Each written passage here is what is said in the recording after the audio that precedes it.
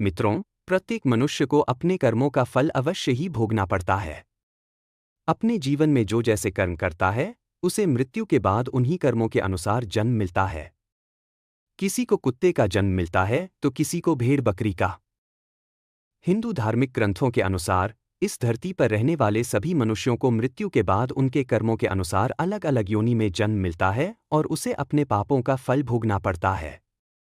कुछ धार्मिक ग्रंथों में यह भी कहा गया है कि जो मनुष्य अपने जीवन में बहुत अधिक पाप करते हैं, उन्हें एक ऐसी योनि में जन्म मिलता है जिसमें वे अपना दर्द किसी दूसरे से नहीं बता सकते हैं और ना ही किसी के साथ अपना दुख बांट सकते हैं। मित्रों, आज के इस वीडियो में हम आपको बताएंगे कि वह कौन से कार्य हैं जो मनुष्यों को अपने जीवन में नहीं करने चाहिए, नहीं तो उसे कुत्ते का जन्म मिलता है और पूरा जीवन इधर उधर भटकना पड़ता है। और भगवान श्री कृष्ण ने इसके बारे में क्या बताया है कि मनुष्यों के वह कौन से पाप हैं जिनके कारण प्रत्येक मनुष्य को अगले जन्म में कुत्ते का जन्म मिलता है, जानेंगे एक कथा के माध्यम से। इसीलिए मित्रों, चैनल को सब्सक्राइब नहीं किया है तो चैनल को सब्सक्राइब करके वीडियो को लाइक कर दें। एक समय की बात है, देवी राधा भगवान श्री कृष्ण जी से मिलने के लिए जाती हैं और भगवान श्री कृष्ण जी से कहती हैं, प्रभु, आज जब मैं आपसे मिलने के लिए आ रही थी तो मैंने देखा कि एक कुत्ता भोजन की तलाश में इधर उधर भटक रहा था और वहीं पर एक मनुष्य भोजन कर रहा था। तभी वह कुत्ता उसके पास जाकर बैठ गया और कुत्ता सोच रहा था कि अभी यह मुझे भी रोटी खिलाएगा, किंतु उस मनुष्य ने अकेले ही भोजन कर लिया और उस कुत्ते को रोटी का एक टुकड़ा भी नहीं दिया। फिर कुत्ता भूखे पेट ही वहां से चला गया और प्रभु, इसे देखकर मेरे मन में दो प्रश्न उठ रहे हैं और मैं चाहती हूं कि आप मेरे दोनों प्रश्नों के उत्तर देकर मुझे संतुष्ट करें। तो भगवान श्री कृष्ण मुस्कुराते हुए बोले, हे देवी, तुम्हारे मन में जो भी प्रश्न हैं, मुझे निश्चिंत होकर बताओ, मैं तुम्हारे प्रश्नों के उत्तर अवश्य ही दूंगा। तो देवी राधा बोली, प्रभु, मेरा पहला प्रश्न यह है कि किस पाप के कारण मनुष्यों को कुत्ते का जन्म मिलता है और वह कौन से कार्य हैं जो मनुष्य को अपने जीवन में कभी नहीं करने चाहिए, नहीं तो उसे कुत्ते का जन्म मिलता है। और मेरा दूसरा प्रश्न यह है कि कुत्ते को रोटी खिलाने से हमें कौन सा पुण्य मिलता है। तो भगवान श्री कृष्ण बोले, हे देवी, मैं तुम्हें एक कथा सुनाता हूं जिसे सुनकर तुम्हें तुम्हारे प्रश्नों का उत्तर मिल जाएगा, किंतु कथा को पूरा मन लगाकर सुनना। तो देवी राधा बोली, प्रभु, आप कथा सुनाइए, मैं कथा को पूरा मन लगाकर सुनूंगी। कथा को सुनाते हुए भगवान श्री कृष्ण ने कहा, एक समय की बात है जब भगवान श्री राम सभा लगाकर अपनी सभा में बैठे हुए थे, तभी उन्हें एक कुत्ते की रोने की आवाज़ सुनाई देती है। तो वह सभा में मौजूद द्वारपाल से उस कुत्ते को वहां से भगाने के लिए कहते हैं। तो द्वारपाल कुत्ते के पास जाता है और उसे वहां से भगा देता है। और फिर अगले दिन जब भगवान श्री राम फिर से सभा में बैठे होते हैं, तभी वह कुत्ता फिर से वहीं पर आकर बैठ जाता है और जैसे ही भगवान श्री राम सभा में कुछ कहना प्रारंभ करते हैं, फिर से वह कुत्ता जोर जोर से रोने लगता है और इस बार भी द्वारपाल कुत्ते के पास जाता है और उसे वहां से भगा देता है। फिर तीसरे दिन जब प्रभु श्री राम सभा में बैठे थे तो फिर से वह कुत्ता आया और उसी स्थान पर बैठकर जोर जोर से रोने लगा। तो भगवान श्री राम ने मन में सोचा, यह कुत्ता मेरे दरबार में रोज रोज आकर रोने क्यों लगता है, जबकि इसे तो कोई मारता भी नहीं है, फिर यह रोज मेरे ही दरबार में आकर क्यों रोता है। फिर इतना सोचकर भगवान श्री राम ने द्वारपाल से कहा, उस कुत्ते को मेरे दरबार में लेकर आओ। तो द्वारपाल उस कुत्ते के पास जाते हैं और उससे कहते हैं, हे स्वान, तुम रोज यहाँ पर ही आकर क्यों रोते हो, और चलो, प्रभु श्री राम ने तुमको अपने दरबार में बुलाया है। तो कुत्ता बोला, हे मुनिवर, मैं एक कुत्ता हूँ और कुत्तों का मंदिर, राजभवन तथा रसोई घर और गौशाला जैसे पवित्र थानों पर जाना मना है, मुझे अपवित्र माना जाता है, इसीलिए मैं प्रभु श्री राम के दरबार में नहीं जा सकता हूँ। तुम प्रभु श्री राम से जाकर कह दो यदि उन्हें मुझसे मिलना है तो वह यहाँ पर आ जाएं, किंतु मैं वहाँ पर नहीं जा सकता। कुत्ते की यह बात सुनकर द्वारपाल प्रभु श्री राम के पास जाता है और कुत्ते द्वारा कही गई सारी बातें उन्हें बताता है। फिर भगवान श्री राम कुत्ते के पास आते हैं और कहते हैं, हे स्वान, तुम रोज मेरे दरबार में आकर क्यों रोते हो? क्या मेरे द्वारपाल ने आपको मारा है या फिर मुझसे कोई गलती हो गई है? तो कुत्ता बोला, नहीं प्रभु, नहीं, आपसे कोई गलती हुई है ना, आपके द्वारपाल ने मुझे मारा है। तो भगवान राम ने कहा, फिर रोज तुम मेरे दरबार में आकर क्यों रोते हो? तो कुत्ता बोला, प्रभु, एक सन्यासी ने मुझे पत्थर से मारा है, जिसके कारण मेरा एक पैर टूट गया है और अब मुझसे सही से चला भी नहीं जाता है और मुझे बहुत पीड़ा भी हो रही है, इसीलिए प्रभु मैं आपके दरबार में आकर रोता हूँ। प्रभु मैंने सुना है कि आप सबका न्याय करते हैं, तो प्रभु मेरा भी न्याय कीजिए और उस सन्यासी को सजा दीजिए। तो उस कुत्ते की यह बात सुनकर प्रभु श्रीराम बहुत अधिक दुखी हुए और अपने सैनिकों से कहा, उस सन्यासी को मेरे दरबार में लेकर आओ, मैं उसे अवश्य ही सजा दूंगा। फिर सैनिक जाते हैं, उस सन्यासी को प्रभु श्रीराम के दरबार में लेकर आते हैं। फिर प्रभु श्रीराम उस सन्यासी से कहते हैं, क्या यह जो कुत्ता बोल रहा है सत्य है? तुमने इस कुत्ते को पत्थर से मारा है, जिससे इसके पैर में बहुत अधिक चोट आई है और अब इस कुत्ते को बहुत अधिक पीड़ा हो रही है और यह ठीक से चल भी नहीं पा रहा है। इसने क्या अपराध कर दिया था जो तुमने इसे इतनी बड़ी सजा दी है कि इसका पैर ही तोड़ दिया है?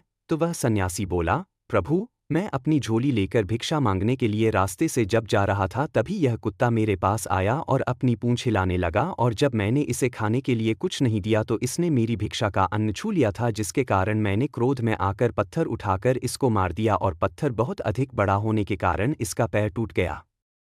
सन्यासी की यह बात सुनकर प्रभु श्रीराम उस सन्यासी पर बहुत अधिक क्रोधित हुए और उन्होंने सन्यासी से कहा, यह कुत्ता एक अज्ञानी जीव है, इसने अपना पेट भरने के लिए ऐसा किया, इसे इतना ज्ञान नहीं है कि किसी का अन्न नहीं छूना चाहिए, इसीलिए इस कुत्ते ने ऐसा किया। किंतु आप तो एक सन्यासी हैं, आपके अंदर तो ज्ञान है कि किसी भी जीव को इस तरह से नहीं मरना चाहिए। फिर भी आपने इस जीव को मारा, इसीलिए अपराध इस कुत्ते ने नहीं बल्कि अपराध तो आपने किया है। आप इतने बड़े ज्ञानी होते हुए भी इस कुत्ते को मारा है, इसीलिए अपराधी आपको ही माना जाएगा। फिर प्रभु श्रीराम ने उस कुत्ते से कहा, यह सन्यासी तुम्हारा अपराधी है और अब तुम ही बताओ कि इस सन्यासी को क्या सजा दी जाए। तो कुत्ते ने कहा, प्रभु इस सन्यासी को किसी नगर का राजा बना दीजिए। तो प्रभु श्रीराम ने कहा, ठीक है, इसे एक नगर का राजा बना दिया जाएगा। और फिर उस सन्यासी को सुंदर वस्त्र पहनाकर एक घोड़े पर बिठा दिया और उस सन्यासी को एक महल में ले गए और वहां के एक नगर का राजा बना दिया गया। फिर जब वह सन्यासी राजा बन गया तो बहुत अधिक खुश था और मन में सोचने लगा, वह कुत्ता सच में बिल्कुल पागल ही था, मैंने उसका पैर तोड़ दिया था और उसने मुझे सजा देने के बजाय मुझे इस नगर का राजा बना दिया। फिर यह बात किसी की समझ में नहीं आ रही थी कि उस कुत्ते ने सन्यासी को सजा देने के बजाय उसे नगर का राजा क्यों बना दिया। तो कुछ लोग इसी प्रश्न का उत्तर जानने के लिए प्रभु श्रीराम के पास गए और प्रभु श्रीराम से पूछने लगे, प्रभु इस कुत्ते ने इस सन्यासी को सजा देने के बजाय महल का राजा क्यों बना दिया, जबकि उस सन्यासी ने तो कुत्ते का पैर तोड़ दिया था, तो इस कुत्ते को तो उस सन्यासी को सजा देनी थी। लोगों की यह बात सुनकर प्रभु श्रीराम ने कहा, इस प्रश्न का उत्तर तो आप लोगों को वह कुत्ता ही दे सकता है कि आखिर उसने ऐसा क्यों किया। तब सभी लोग उस कुत्ते के पास गए और उस कुत्ते से पूछा, आपने उस सन्यासी के साथ ऐसा क्यों किया है? उसे सजा देने के बजाय उसे एक नगर का राजा बना दिया, जबकि उसने तो तुम्हारा एक पैर तोड़ा था। तो कुत्ता मुस्कुराते हुए बोला, तुम जानना चाहते हो कि मैंने उस सन्यासी को सजा देने के बजाय उसे एक नगर का राजा क्यों बना दिया? तो सुनो, मैं भी पिछले जन्म में एक नगर का राजा था और मैं गरीबों पर खूब अत्याचार करता था। मेरे नगर में जितने भी लोग थे सभी बहुत अधिक गरीब थे और वह दिन भर खेतों में मेहनत मजदूरी करके जो अन्न उगाते थे उसमें से आधा मैं ले लेता था और जो भी मुझे अपने अन्न में से आधा हिस्सा नहीं देता था उसे मेरे सैनिक बहुत मारते पीटते थे और उनकी मेहनत का धन मैं हड़प लेता था। पिछले जन्म में मैंने बहुत सारे पाप किए थे, इसी कारण इस जन्म में मुझे कुत्ते का जन्म मिला है और अब मैं पिछले जन्म में किए गए पापों का फल भोग रहा हूँ। और मैंने उस सन्यासी को इसीलिए राजा बनाया है ताकि उसे भी अगले जन्म में कुत्ते का ही जन्म मिले और तब उसे पता चलेगा कि कुत्ते का जीवन कैसा होता है और अपना पेट पालने के लिए क्या क्या करना पड़ता है और एक एक अन्न के लिए कितना तरसना पड़ता है और कितने लोगों से मार खानी पड़ती है। फिर इस तरह उस कुत्ते की यह बात सुनकर सभी की समझ में आ गया था कि उस कुत्ते ने उस सन्यासी को राजा क्यों बनाया है। मित्रों, फिर कथा को आगे बताते हुए भगवान श्री कृष्ण देवी राधा से कहते हैं, हे देवी, अब मैं तुम्हारे दोनों प्रश्नों के उत्तर देता हूँ। तुम्हारा पहला प्रश्न था कि वह कौन से कार्य हैं जो एक मनुष्य को अपने जीवन में नहीं करने चाहिए, नहीं तो उसे कुत्ते का जन्म मिलता है। तो समझ लो, जो मनुष्य उस राजा की तरह अपने जीवन में बहुत अधिक पाप करते हैं उन्हें कुत्ते का जन्म मिलता है। और तुम्हारा दूसरा प्रश्न था कि कुत्ते को रोटी खिलाने से हमें कौन सा पुण्य मिलता है।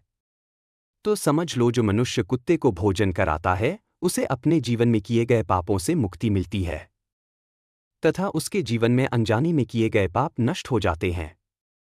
इसीलिए प्रत्येक मनुष्य को कुत्ते तथा भिखारी को रोटी खिलानी चाहिए। फिर देवी राधा कहती हैं, प्रभु, पृथ्वीलोक पर कुछ मनुष्य ऐसे भी हैं जो द्वार पर आए कुत्ते को मारकर भगा देते हैं और कभी भी कुत्ते तथा गाय को रोटी नहीं खिलाते हैं, परंतु वह लोग पूजा पाठ बहुत अधिक करते हैं, तो क्या प्रभु ऐसे लोगों की पूजा ईश्वर स्वीकार करते हैं? तो भगवान श्री कृष्ण मुस्कुराते हुए बोले, यह वही लोग हैं जो गंगा जी में पाप धुलने के लिए जाते हैं और वहां से आते ही फिर से पाप करना शुरू कर देते हैं। तो देवी राधा कहती हैं, प्रभु, क्या गंगा जी में स्नान करने से पाप नहीं धुलती हैं? तो भगवान श्री कृष्ण बोले, गंगा जी में वही पाप धुलते हैं जो अनजाने में हो जाते हैं, जानबूझकर किए गए पाप गंगा जी में नहीं धुलते हैं, और गंगा जी में स्नान करने से वही मनुष्य पवित्र होता है जिसका मन साफ हो और मन में कोई छल ना हो तथा मन में गंदे विचार नहीं ना हो, और गंगा जी में छल कपट करने वाले और दूसरों की बहन बेटियों पर बुरी नज़र रखने वाले लोगों का कुछ नहीं होता है। अंत में ऐसे लोगों का सर्वनाश ही होता है और प्रत्येक मनुष्य को अपने कर्मों का फल अवश्य ही मिलता है।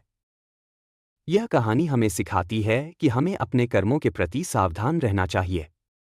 हमें किसी भी जीव को कष्ट नहीं पहुंचाना चाहिए और हमेशा दूसरों की मदद करनी चाहिए। जो लोग पाप करते हैं उन्हें अगले जन्म में उसका फल भोगना पड़ता है।